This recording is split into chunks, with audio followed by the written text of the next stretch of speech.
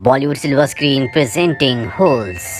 इस कहानी की शुरुआत में हमें एक बीहड़ को दिखाया जाता है जहां पर बच्चे ज़मीन पर गड्ढा कर रहे होते हैं। ये बीहड़ इतना ख़तरनाक होता है कि दूर दूर तक यहाँ पर पानी की एक बूंद भी नहीं है, यानी कि यहाँ से भागना नामुमकिन है। और जितने भी बच्चे गड्ढा कर रहे होते हैं ये सब के सब सज़ा के तौर पर यहाँ पर होते हैं। वहीं शहर में हमें एक लड़का दिखाया जाता है जिसका नाम स्टैनली है। जब वो जा रहा होता है तभी ऊपर से एक स्नीकर्स यानी कि शूज़ का पैर उसके ऊपर आकर गिरता है जिस पर लाल रंग की लाइंस होती हैं। स्टैनली उन जूतों को सूंघता है तो उनमें से बदबू आ रही होती है। दरअसल उसका जो परिवार होता है वो पैर से आने वाली बदबू का इलाज ढूंढ रहा होता है, इसीलिए वो उन शूज़ के पैर को अपने साथ लेकर वहाँ से चल देता है। पर तभी पुलिस आती है और उसे पकड़ लेती है, क्योंकि ये जो स्नीकर्स, ये जो शूज़ होते हैं वो एक बहुत बड़े बेसबॉल प्लेयर के होते हैं जो उसने डोनेट कर दिए थे और अब इनकी चोरी का इल्ज़ाम उसके ऊपर है। स्टैनली को पुलिस उसके घर ले जाती है जहाँ पर वो देखते हैं कि बहुत सारे शूज़ हैं, जिन्हें देखकर पुलिस को पूरा विश्वास हो जाता है कि स्टैनली शूज़ चोरी करता है और बेसबॉल प्लेयर के शूज़ उसी ने चोरी किए थे।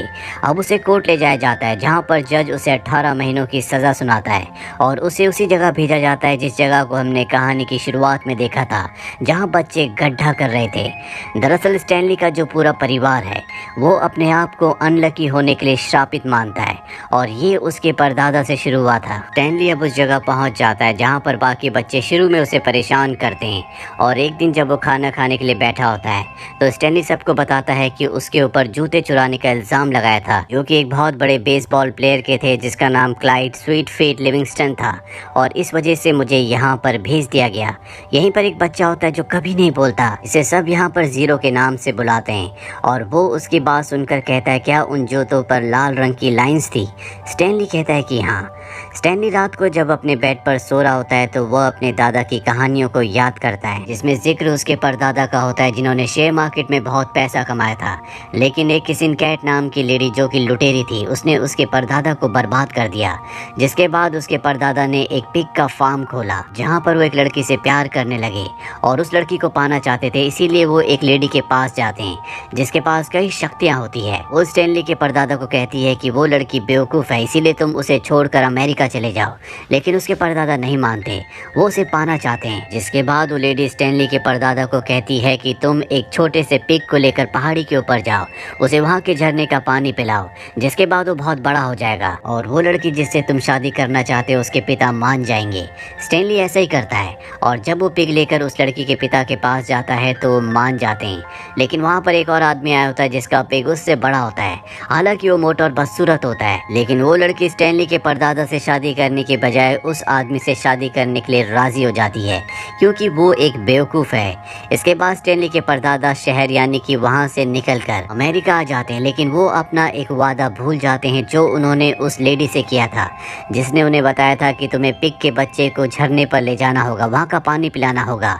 दरअसल साथ में उसने ये भी कहा था कि तुम्हें मुझे भी वहाँ पर ले जाना होगा, जिस झरने के पानी को पीने के बाद मैं जवान और सुंदर हो जाऊंगी। लेकिन अब उन्होंने अपना वादा पूरा नहीं किया। जिसके बाद वो लेडी स्टैनली के परदादा को श्राप देती है कि आज के बाद तुम्हारे घर में जितने भी मेल पैदा होंगे वो सब के सब अनलकी होंगे, और इसीलिए स्टैनली के परिवार में अब किसी के साथ भी उसका लक नहीं है। वहीं प्रेजेंट टाइम में दिखाया जाता है जहाँ पर स्टैनली सभी के साथ ज़मीन में गड्ढा खोद रहा है, लेकिन यहाँ पर किसी को नहीं पता कि ये ज़मीन में गड्ढा क्यों खोदते हैं। और एक दिन जब स्टैनली गड्ढा खोद रहा होता है तो उसे ज़मीन में एक चीज़ मिलती है जो कि बहुत पुरानी होती है। वो उसे लेकर इंचार्ज के पास जाता है ताकि उसे शाबाशी मिले, उसे कुछ रियायत मिल जाए, लेकिन इंचार्ज उसे बताता है कि ज़मीन से निकलने वाली हर एक चीज़ की वैल्यू नहीं है। आज से 100 साल पहले यहाँ की जो वार्डन है ये पूरी की पूरी जगह उसके परदादा की हुआ करती थी। वो इस पूरे के पूरे शहर को चलाते थे। उस वक्त इस शहर का नाम ग्रीन लेक था क्योंकि यहाँ पर एक लेक थी जो कि अब पूरी तरह से सूख चुकी है। और अब यहाँ से कहानी फ्लैशबैक में यानी कि 100 साल पीछे जाती है जहाँ पर हमें इसी जगह को दिखाया जाता है जहाँ बहुत सारे लोग रहते हैं। यहीं पर सैम नाम का एक लड़का था, लेकिन वो एक ब्लैक था। इसी शहर में कैथरीन नाम की एक टीचर होती है जो बहुत सुंदर है। सैम और कैथरीन धीरे धीरे एक दूसरे को प्यार करने लगते हैं, जो देखकर शहर के लोगों को साथ ही वार्डन के परदादा को बहुत गुस्सा आता है क्योंकि वो एक ब्लैक है। और वार्डन के दादा जो काले और गोरों में बहुत ज्यादा भेदभाव करते थे, वो नहीं चाहते थे कि सैम किसी भी तरह से कैथरीन के साथ जिंदगी बिताए। साथ ही वो खुद कैथरीन को प्यार किया करते थे, इसीलिए वो कैथरीन के स्कूल को जला देते हैं और साथ ही अपने साथ सैम को पकड़ कर ले जाते हैं क्योंकि वो उसे मारना चाहते हैं। कैथरीन इस बात से परेशान होकर यहाँ के पुलिस वाले के पास जाती है, लेकिन वो भी वार्डन के परदादा के साथ मिला हुआ होता है। वो उसकी मदद नहीं करता, जिसके बाद सैम को लेक पर मार दिया जाता है।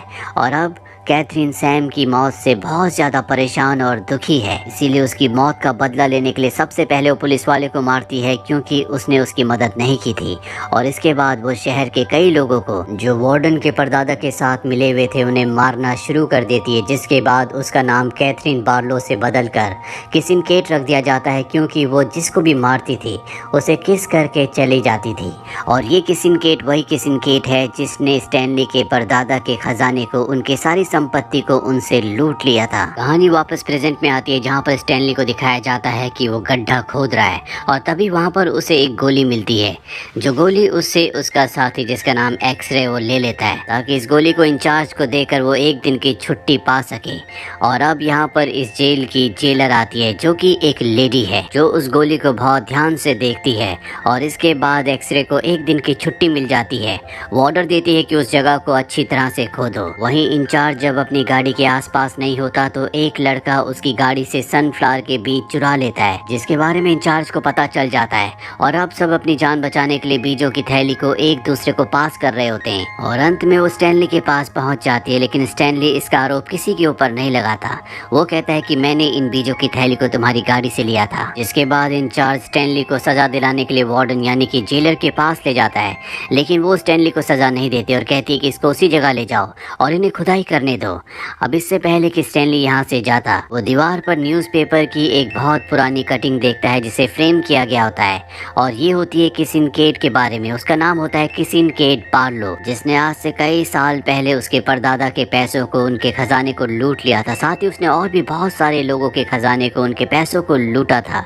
और ये किसिनकेट वही है यानी कि कैथरीन। अब जो गोली उसे वहाँ से मिली थी उसे याद आता है कि उसमें लिखा था केबी, यानी कि वो केट बार्लो की थी। दरअसल वो गोली नहीं होती बल्कि वो किसिनकेट बार्लो की लिपस्टिक थी जिसे सब ने गोली समझ लिया था। पर अब स्टैनली को ये सच पता चल चुका है। अब वो वापस उस जगह पर आता है जहाँ पर उसे गड्ढा खोदना था। वहाँ पर उसकी जगह जीरो गड्ढा खोद रहा होता है। वो स्टैनली से कहता है कि मैं तुम्हारे बदले गड्ढा खोद दिया करूँगा, लेकिन बस तुम मुझे पढ़ना सिखा देना। उसे पढ़ने का बहुत शौक होता है। साथ ही वो उसे अपना असली नाम भी बताता है। दरअसल ये उसी लेडी का पोता है जिस लेडी ने आज से कई साल पहले स्टैनली के परदादा को श्राप दिया था कि तुम्हारे खानदान में जितने भी मेल होंगे वो सब के सब अनलकी होंगे, कभी किस्मत उनका साथ नहीं देगी, क्योंकि स्टैनली के परदादा ने अपना वादा पूरा नहीं किया था। वो उस लेडी को पहाड़ पर ले जाकर पानी नहीं पिला पाए थे और इसीलिए स्टैनली की और उसके खानदान में सबकी किस्मत खराब होती है। वो अपना कोई काम पूरा नहीं कर पाते। लेकिन इन दोनों को इस सच्चाई का नहीं पता। ये दोनों धीरे धीरे बहुत अच्छे दोस्त बन जाते हैं। स्टैनली जीरो को पढ़ना लिखना सिखाता है, साथ ही जीरो उसके बदले गड्ढा खोदता है। और जब ये बात इंचार्ज को पता चलती है तो वो बात जेलर को यानी कि वार्डन को बता देता है, जिसके बाद ये सब के सब जीरो और स्टैनली के पास आते हैं। स्टैनली वार्डन से कहता है कि हमें जीरो को पढ़ना लिखना सिखाना चाहिए, वो एक होनहार बच्चा है। लेकिन इंचार्ज उसका मजाक उड़ाता है। वो कहता है कभी पढ़ना लिखना नहीं सीख सकता। जीरो को इस बात से गुस्सा आता है और वो इंचार्ज के ऊपर हमला करके वहाँ से भाग जाता है, लेकिन कोई उसका पीछा नहीं करता क्योंकि सबको पता है कि इतने बड़े भीड़ में वो ज्यादा दिनों तक जिंदा नहीं बच सकता। स्टैनली को जीरो की बहुत चिंता होती है और रात को जब वो अपने बेड पर होता है तभी उसे अपने परदादा की एक बात याद आती है जो कि उसके दादा ने बताई थी कि किस तरह से किसिनकेट के लूटने के बाद वो बीहड़ में फंस गए थे जहाँ वो 16 दिनों तक जिंदा रहे। वो एक पहाड़ी पर गए थे जिस पहाड़ी को गॉड फिंगर कहा जाता है, लेकिन वो बहुत ज्यादा थके हुए थे, इसीलिए कभी भी वो उस पहाड़ी को, उस जगह को डॉक्यूमेंट नहीं कर पाए। स्टैनली जीरो को किसी भी तरह से बचाना चाहता है, इसीलिए वो भी इस जगह से भाग जाता है और जल्दी स्टैनली तक पहुंच जाता है जो बहुत ज्यादा थका हुआ होता है, भूखा प्यासा होता है। ये दोनों के दोनों इस भीड़ में फंस चुके हैं और तभी ये देखते हैं कि सामने कुछ पहाड़ियां हैं। इन दोनों को एहसास हो जाता है कि ये वही पहाड़ियां हैं जहां पर आज से कई साल पहले स्टैनली के परदादा फंस गए थे। ये तय करते हैं कि ये इस पहाड़ी के ऊपर जाएंगे जो कि बहुत ही खतरनाक है।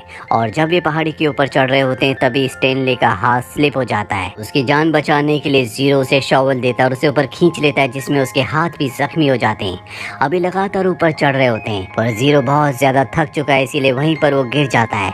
वो स्टेनली से कहता है कि तुम चले जाओ, मैं ऊपर नहीं आ पाऊंगा। लेकिन स्टेनली उसे अपने ऊपर बिठाकर ऊपर ले जाता है, जहाँ पर ये देखते हैं कि पानी भी है और ये वही चोटी, वही जगह होती है जहाँ पर आज से कई साल पहले स्टेनली के परदादा ने जीरो की दादी को ले जाकर पानी पिलाने का वादा किया था। स्टेनली यहाँ पर जीरो को पानी पिलाकर उसे होश में लाता है और इस तरह से स्टेनली के परिवार के ऊपर जो जीरो की दादी का श्राप होता है वो टूट जाता है, जिससे स्टेनली के पिता जो कई वक्त से पैरों से आने वाली बदबू का इलाज ढूंढ रहे होते हैं, जो उनकी किस्मत उनके साथ ना होने की वजह से पूरा नहीं हो रहा होता, अब वो पूरा हो जाता है, वो उसमें कामयाब हो जाते हैं। यानी कि श्राप अब टूट चुका है। स्टेनली के परिवार की किस्मत उसके परिवार के साथ है। साथ ही स्टेनली के ऊपर जो इल्ज़ाम होता है वो भी अब पूरी तरह से उस इल्ज़ाम से मुक्त हो चुका है, क्योंकि केस उसकी लॉयर जीत चुकी है। लेकिन जब वो उसे लेने के लिए आते हैं तो वो देखते हैं कि स्टेनली वहाँ पर नहीं है। वार्डन कहती है कि वो यहाँ से भाग चुके हैं और वो अब तक उस भीड़ में मर चुके होंगे। कहानी एक बार फिर से पास्ट में जाती है, जहाँ पर हमें किसी सिंडिकेट को दिखाया जाता है, जिसके पास इस शहर का मालिक यानी कि वार्डन का परदादा आता है और पूछता है कि तुमने खजाना कहाँ पर छुपाया है। लेकिन वो उसे खजाने का पता नहीं बताती, जिसके बाद उसकी मृत्यु हो जाती है। और तब से उस शहर का जो मालिक है यानी कि वार्डन का खानदान उस खजाने को ढूंढ रहा है और इसीलिए बच्चों से यहाँ पर गड्ढे करवाए जाते हैं। पर अब स्टेनली को पता है कि वो खजाना कहाँ पर है, इसीलिए दोनों के दोनों वापस उस जगह पर आ जाते हैं जहाँ पर इन्हें किसी सिंडिकेट की लिपस्टिक मिली थी। वहाँ पर एक गड्ढा खोदना शुरू कर देते हैं। अब यहाँ पर वार्डन भी आ जाती है। वो देखती है कि इनके पास खजाने का बॉक्स है, लेकिन उसके ऊपर बहुत सारी छिपकलियाँ हैं जो कि बहुत जहरीली हैं, जिनसे सब के सब डर जाते हैं।